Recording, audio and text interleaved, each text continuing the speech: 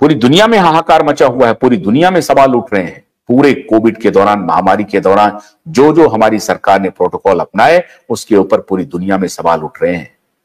हमारी नहीं सरकार नहीं, पूरी दुनिया के सरकारों पर सवाल उठ रहे हैं कि कैसे फार्मा माफिया ने दुनिया भर की सरकारों को अपने कब्जे में किया, दुनिया भर की सरकारों को नियंत्रित किया। लेकिन हमने ये अपने सभी किसी मूर्धन्य पत्रकार का एक भी वीडियो नहीं देखा। आप हैरान हो जाएंगे, जिस दिन हमारा ये टेलीविजन, हमारे नेटवर्क का लॉन्च था, नितिन गडकरी जी आए थे और उस दौरान मैंने ये सवाल उठाया कि ये हमारे सारे साथी पत्रकार, वहां बड़े बड़े पत्रकार मौजूद थे। मैंने सवाल उठाया, एक पत्रकार हमसे लड़ने लगे कि आप हमसे बुला करके ये अपमानित कर रहे हैं। लड़े, लेकिन वो हमारे बहुत अच्छे साथी हैं, मैं उनको बड़ी इज्जत करता हूं। हालांकि उन्होंने बड़ी अभद्र भाषा का प्रयोग किया था, लेकिन आज भी मैं उनकी इज्जत करता हूं, क्योंकि मेरा यह संस्कार है। मैं अभद्र भाषा का प्रयोग नहीं करूंगा।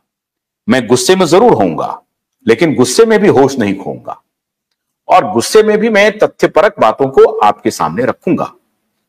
और आज भी चूंकि आपने माफी मांगी है, इसलिए आपको मैंने आमंत्रित किया कि ऐसा व्यक्तिगत आक्षेप नहीं लगाना चाहिए।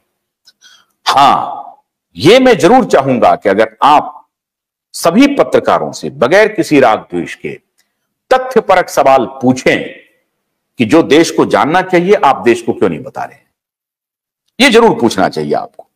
और यह आपका पत्रकारीय प्रेरोगेटिव है, यह आपका अधिकार है, यह मौलिक अधिकार है, यह आपका right to ask the question. मैं उस तरह से मौलिक अधिकार की विवेचना नहीं कर रहा हूं, लेकिन right to ask the question for the greater cause of democracy, for the greater cause of society, for the greater purpose of society, you must ask these kind of questions. तो मेरा यह कहना है कि अगर आप इस तरह के सवाल पूछेंगे, सवाल उठाएंगे, तो अच्छा रहेगा। अन्यथा क्या है कि वो पीक पत्रकारिता की श्रेणी में आएगा।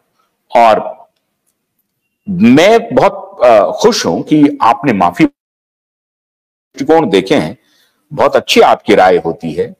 ठीक है, कई बार आपको लगता है कि एक पक्षीय राय रखते हो आप, और लोग आपको राइट विंग जर्नलिस्ट कहते हैं। मैं तो पहली बार सुन रहा हूं राइट विंग और left wing, centre of right, centre of left.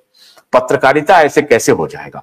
और मैं बहुत शिद्दत से पॉलिटिकल स्पेक्ट्रम को हमने जर्नलिज्म स्पेक्ट्रम में डाल दिया है। ये पॉलिटिकल स्पेक्ट्रम हम पढ़ते थे जब यूपीएससी का प्रिपरेशन करते थे, तो पॉलिटिकल स्पेक्ट्रम पढ़ते थे, centre to left, centre to right, extreme left, extreme right.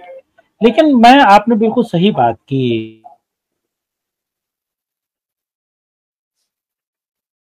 तमाम हम बात कर रहे थे कि सुप्रीम कोर्ट के जो जजेस हैं, जो सीनियर जजेस हैं, उनका एसेट्स होना चाहिए, उनका एसेट्स पब्लिक डोमेन में होना चाहिए। हाई कोर्ट के जो जजेस हैं, उनका एसेट्स पब्लिक डोमेन में होना चाहिए। तो क्या पत्रकारों के बारे में जानकारी नहीं होगी, पब्लिक डोमेन में नहीं होगी, तो ऐसी उड़ती उड़ती खबरें निकलेंगी। तो मुझ जैसा कोई कम अकल का आदमी, मंद बुद्धि, जो क्रॉस चेक नहीं करे, ये सवाल तो उठेंगे ना भाई। मैं एक सवाल आपको सामने रख रहा हूं, ये सवाल तो उठेंगे ना। राजदीप सरदेसाई की पत्नी है सागरिका घोष, और सागरिका घोष टीएमसी की अब राज्यसभा सांसद हैं। अब ये तो सवाल उठेंगे।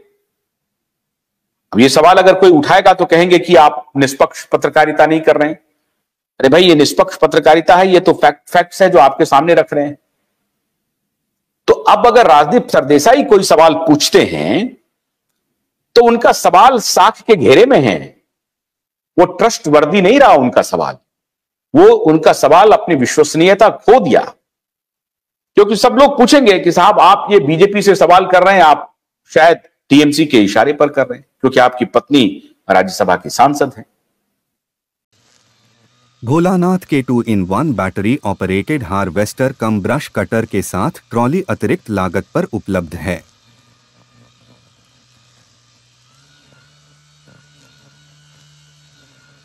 अधिक जानकारी के लिए कृपया दिए गए नंबर पर कॉल करें।